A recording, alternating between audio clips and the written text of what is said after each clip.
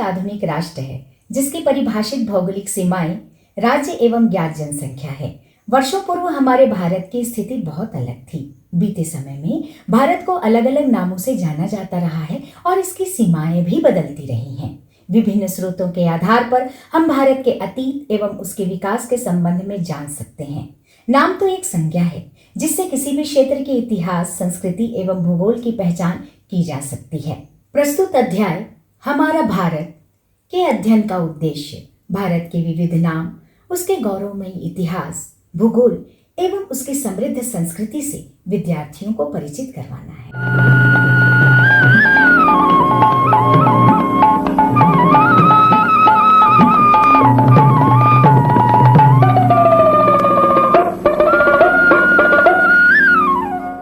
दीदी, आपको पता है हमारे देश के दो नाम हैं, भारत और इंडिया। हाँ भैया, हमारे देश के दो नहीं अनेक नाम हैं।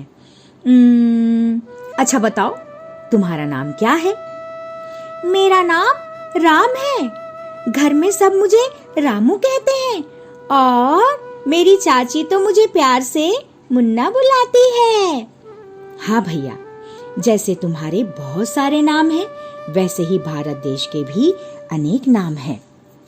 दीदी, मैं भारत देश के सभी नाम के बारे में जानना चाहता हूँ, मुझे बताइए ना।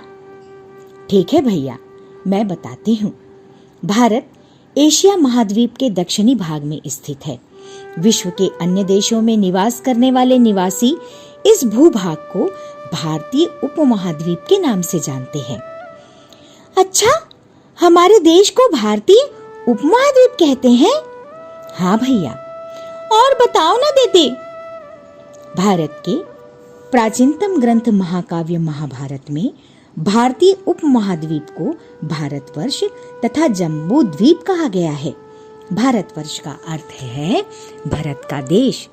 भरत शब्द का उल्लेख हमें भारत के सबसे प्राचीनतम ग्रंथ ऋग्वेद में मिलता है।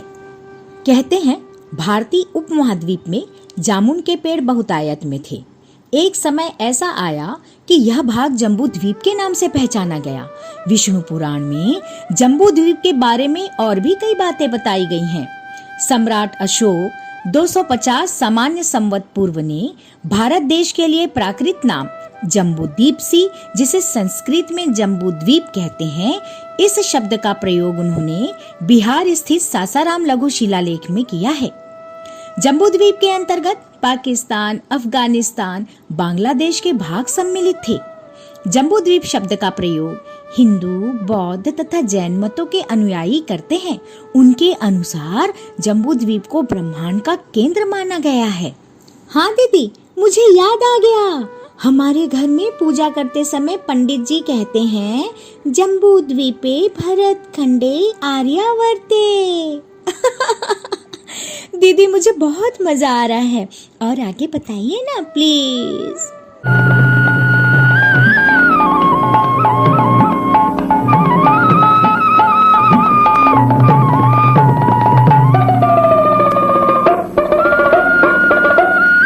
भारत को इंडिया भी कहा जाता है। वर्तमान में यह नाम प्रचलन में है। इस नाम के पीछे की कहानी अत्यंत रोचक है। दीदी बताइए ना प्लीज। भारतीय ज्ञान परंपरा के स्रोत ऋग्वेद में इस उपमहाद्वीप के उत्तर पश्चिमी भाग को सप्त सैंधव कहा गया है। सप्त सैंधव का अर्थ है 7 नदियों की भूमि। सैंधव शब्द इस क्षेत्र में बहने वाली सिंधु नदी से आया है। हाँ दीदी, सप्त सैंधव में बहने वाली 7 नदियों के नाम मैं जानता हूँ। अच्छा, अब आगे सुनो।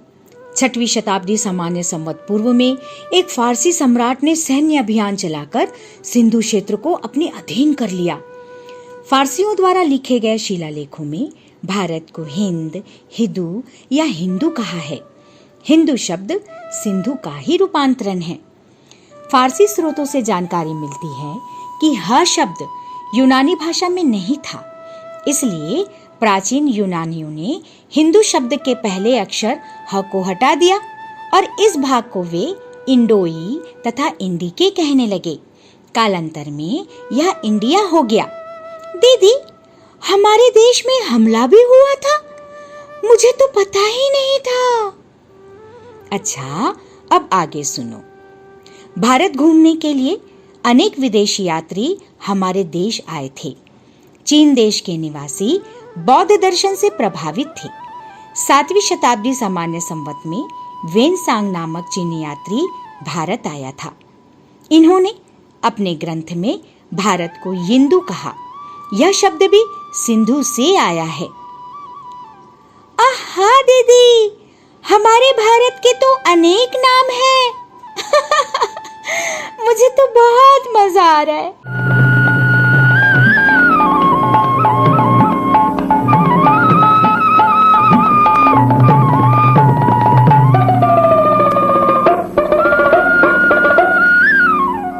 दीदी, और बताओ ना।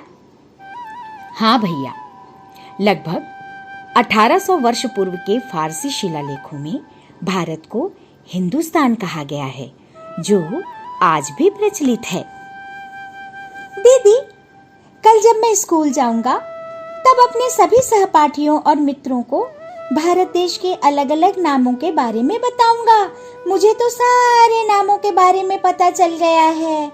मुझे बहुत मजा आया दीदी। बहुत बहुत धन्यवाद आपका।